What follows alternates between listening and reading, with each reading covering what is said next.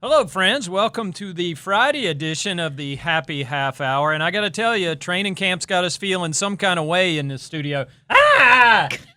What has Austin Corbett done? Look at this man. That's how it feels at this point in training camp, and we're not even halfway through it. We shouldn't do that to Austin Corbett. He's a nice man. All right, man. He likes to make faces at the camera, too. He does make faces. All right. Enough of the silly hijinks. We got a lot of football stuff to talk about today, Cassidy. Yeah, we do.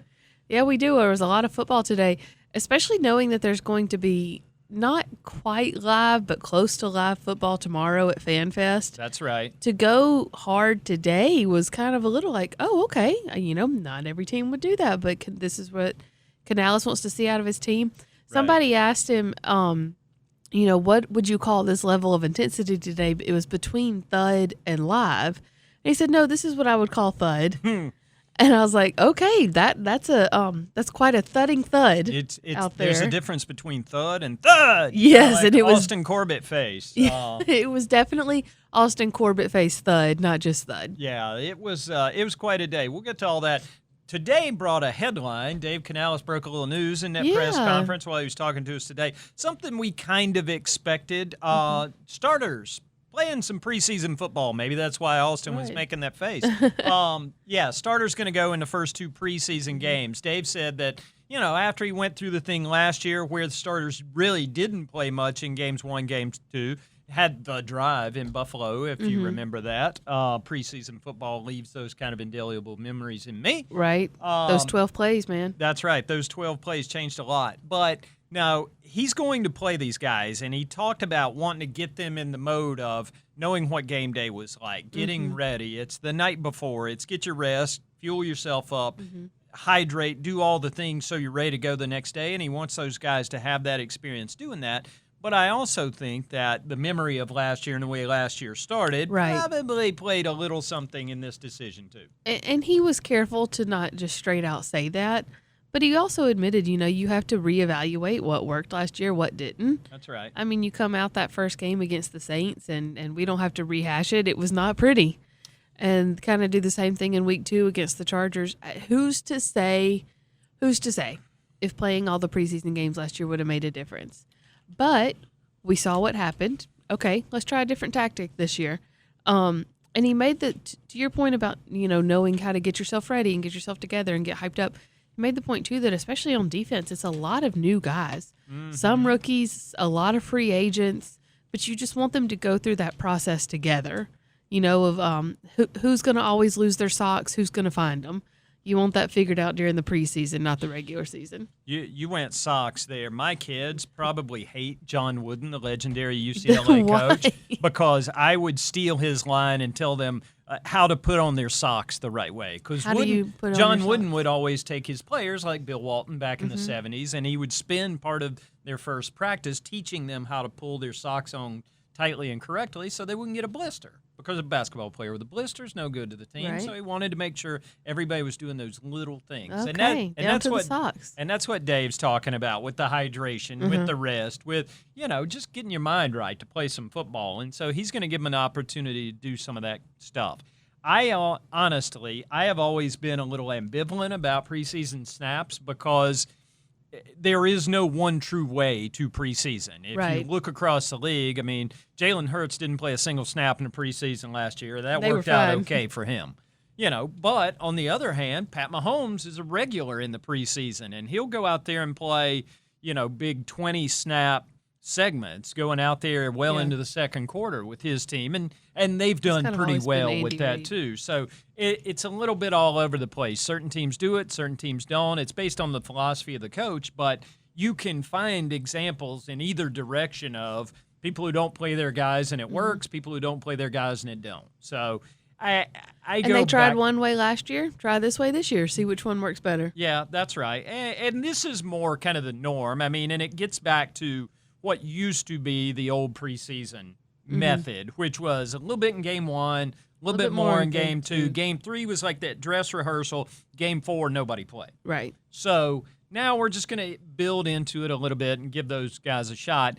Dave said that Dave said that when he got to week 3 of the preseason, he'd kind of look back, see what the practice is like, see how they were, and then make a decision on week 3 at that time. But for the short term, what that means is when you folks, and I know you're all coming next weekend to see the Carolina Panthers open the preseason against the Cleveland Browns, you'll see some actual football with actual football players right out there, right out of the chute. By the way, in other news that was broken today, we need a breaking news sounder, Matt. Do we have one of those? I don't even know what that was. That sounded more like Ty Webb putting than a breaking news. You know what I'm trying to do? The dun, what's like, or the dun dun dun dun dun. Something like that, sure. We'll get a trumpet, I think. Yeah. Maybe we can get Austin Corbett to play it for us. Or Austin could be our breaking news visual. But anyway, jersey schedule out this morning. Yes. I know you're excited about that. Pull it up. And if you refer to your jersey schedule on Panthers.com, you'll know that next Friday night when we play the Cleveland Browns right here in this building, they'll be wearing blue. That's not on the big graphic, but that's got I was your like, full where? schedule. I don't see Browns on here. That's but right. Okay. That's right. You got to read the story. That's the lesson. Don't just look at the I just headline. read the headlines. Kids. Click on the link. Read the story. There's helpful information in there A for lot you. of, I mean, not a lot, but relative to other years, a good bit of black and blue. Yep, a little more than last year. Teams can wear take their it. alternates 4 times a year. That's right. So That means alternate uniforms and an alternate helmet an additional time, I believe, as well. That's right. And you can wear your alternate helmet with multiple different colors of things. So Yeah. it's, that's there you for you seen- on Panthers.com if that's a thing that interests you. Have you seen the leather alternate helmet for this year? I don't know if I like it or not. Is it only going to be worn by J.J. Jansen? No, it should be. It's with the Packers throwback, like they're for the throwback game. Mm-hmm. They're wearing like their original 1920 style, or So the they're colors and whatnot. So they're making an actual the helmet look like leather. Helmet is painted to look leather. Oof. I think it could look cool on TV. Maybe if it snows. Maybe. I don't know. You never know. Yeah, I wonder if they wear those when the Panthers play. I don't know. Now I'm curious. We shall see. But anyway, back to football. We've Hey, leather discussed. helmets for football. Yeah, sort of. Fashion's not really my deal. OG football. When it comes to uniform discussions and stuff like that, I'm an old. I get it. I'm not the target audience. You know, that's for the young people. They like all the different things. I'm a traditionalist. I like the black jersey, the silver breeches. That's what I see Sam Mills in. Luke Kuechly describes that as his favorite combination as well. So anyway, back to football. Speaking of Luke Kuechly and Sam Mills, this was a rather dominant day for the defense, as Dave Yes, it Canales was. described it. There were interceptions, plural, a lot Many. of them. JC got them early. Shaw Smith-Wade got them late. Shaw Smith-Wade closed out practice with an interception. There was a bunch of stuff happening today, and most of it was good for that defense. There was even a dropped interception. Swilling, our new defensive back, But it was had one that he dropped. Yeah, it was all up and down the roster. Jacoby Windman, one of the backup inside Yeah. linebackers, gets up in the air and tips a ball. I mean, you had guys making plays where it's like, okay. I mean, they were going down 2 Yeah. and 3 levels deep in this practice. The Jacoby Windman interception. I want to walk people through it here for a second because I All don't right. know if there's video of it. It was almost funny. So I can't remember if it was Bryce or Andy. I can't remember who threw it. I'm sorry. But was targeting Jimmy Horn, I believe, and Reed, number 35, gets his hand in there and pops it, and it pops up into the air, and Jacoby Windman grabs it for the interception. He starts running it back. Now, running it back is a loose term in training camp and practice because there's no like set necessarily in. There's a section where everybody stands, and that's pretty much the end of the field, even if it's only 20 yards. But he runs it into that crowd, and he starts to kind of bobble it. Damian Lewis comes out of nowhere and just like flattens him. There was no way they were going to let him quote unquote score on that play. That's right. But yeah, the Damian Lewis part was definitely the funniest part of all. A Damian all of it. Lewis tackle is not necessarily anything they want to see on a routine basis, but Yeah. you know, somebody will still get tackled. At the end of the Shaw interception late, Rob Hunt was kind of in the vicinity and sort of made a move toward him, and I said, "Ooh, I don't know that they want to see Rob Hunt hitting Shaw Smith-Wade." The Shaw interception, the one that ended practice, it was a pass to T-Mac, and Shaw just jumped it. He played it perfectly. He played off just enough that Bryce didn't see him, and then he jumped right in the lane and grabbed it, and like he threw it right to him, ran it back. Another play yet again proving how good of a camp Shaw Smith-Wade has had. Yeah, he really is. He is a guy who came in. He was basically exclusively an outside corner in college. Comes here and mostly because he was small. They said, well, yeah, you're going to be a nickel. They said, you're a nickel now. Let's learn how to do this. And Troy Hill, the old salty vet, was here year before last and first half of last year to kind of mentor him through that process. And Shaw was kind of learning on the fly, like a lot of guys last year being cast into new roles. And he's kind of flourished in it, sort of making it his own. He's a confident kid anyway. Yes, he is. He is not your typical rookie who's like, yes or no, sir, may I please have another. I mean, he's got some assertiveness about himself. And so seeing him take that job and kind of make it his own and take ownership of it. I mean, you talked the other day. He's a guy who will call people up. He's a guy who will get older guys boldly. And talk to them about what needed to happen in there. And that communication's often the last thing a young player learns to be able to play. Another guy who had a real confident moment today, JT Sanders.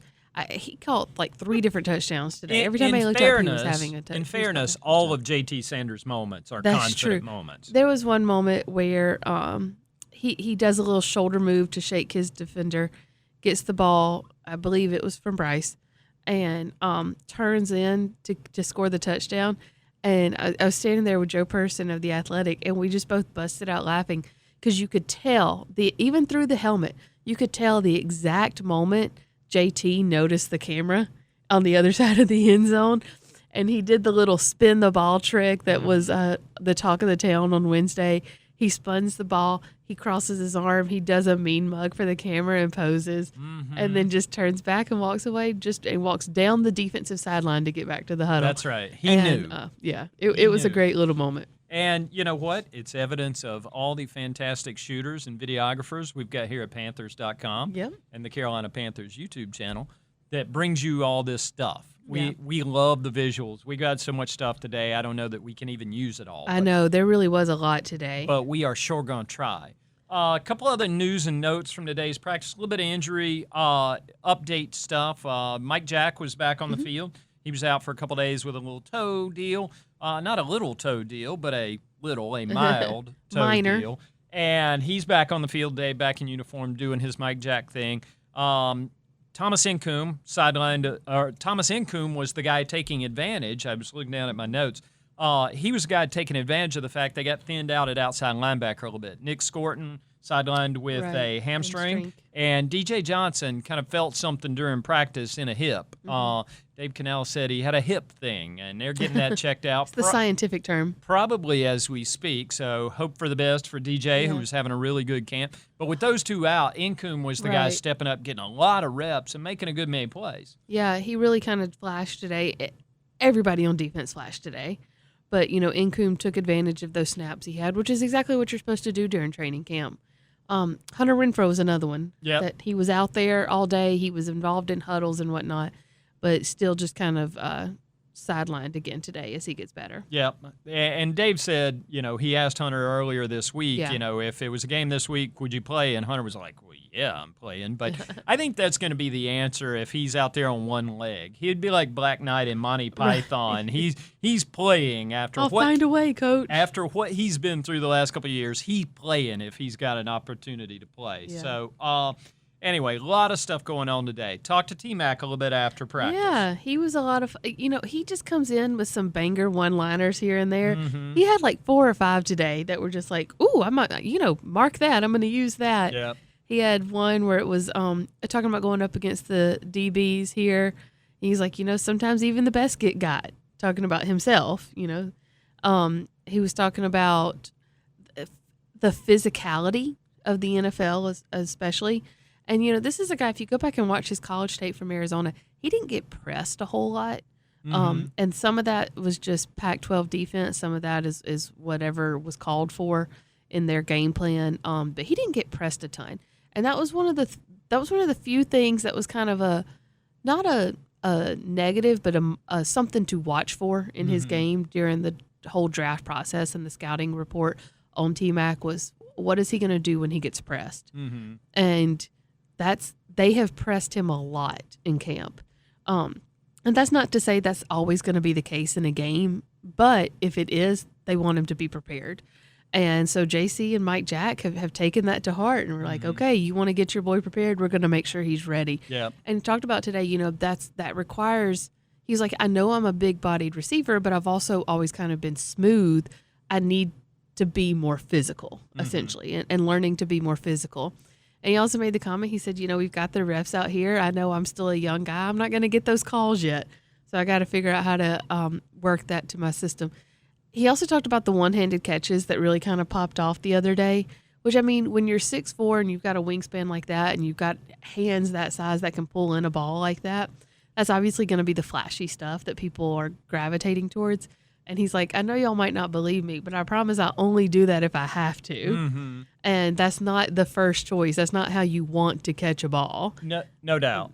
And, I mean, when you look at the pictures, and God bless Alex Herco and Andrew Stein, who are ripping out so many good images from this training camp, it feels like there's something of T-Mac just pulling a thing out of the sky with one hand every day. There was one from the other day. He had the Jumpman gloves on because he is a Jumpman Michael Jordan athlete. Mm-hmm. And the pose he was doing to catch it looked like Jumpman. That's right. And it was epic. But he, like he said today, those are not necessarily how you want to catch it, but it's a trick he's going to have in his bag.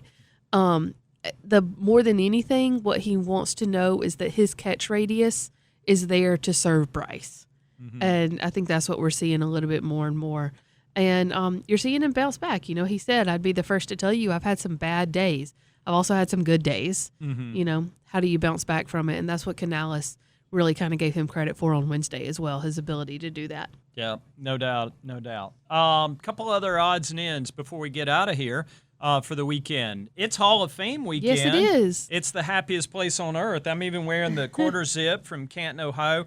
If Darin ever disappears, he's probably going to be in Canton, Ohio. That's right. It's the happiest place on earth, Canton, Ohio, because once you get there, everybody's in a good mood. Yep. You're celebrating the cool stuff about football that we all love and not worrying about all the bad stuff that everybody hates. So right. I am an unabashed homer when it comes to the Hall of Fame. I love going there. I love seeing the people there. I love celebrating all the good stuff about football and that we all enjoy. So it is Hall of Fame weekend, and we've got a sort of tie to the Carolina Panthers at the Hall this weekend. Panthers legend Jared Allen. And we were fortunate enough, we got to go up in May and sit down with Jared a little bit, talk to him, interview him about his 12 games he played here after being traded in midseason early in the year. And we've got a story up on Panthers.com right now. We put it up last night about the trade itself and kind of what went into the trade. Talked to Dave Gettleman, the then GM, Brandon Beane, who was the assistant GM at the time, now the GM of the Buffalo Bills, Ron Rivera, Sean McDermott, all the dudes who were involved in it, and Jared himself. Some interesting stuff. We got some more Jared on the way coming up for you tomorrow, heading into enshrinement. I'm hoping he mentions the Panthers in his speech. Yeah. I mean, because the way he has talked about it, he has always referred to his time here as when football became fun again. Mm-hmm. He went through kind of a bad scene at the end in Minnesota, goes to Chicago because he wanted to, and then Chicago changed coaches and GMs, and it was a bad scene again. And he basically went to him and said, please let me go to Carolina. And he ended up in Carolina and got to play in a Super Bowl in what amounts to his hometown. So check that out about Jared Allen. I've got last year's credential from the Hall of Fame hanging on our shelf of fame back here. That was shelf of fame. The shelf of fame. And that was from when Julius Peppers went into the Hall last year.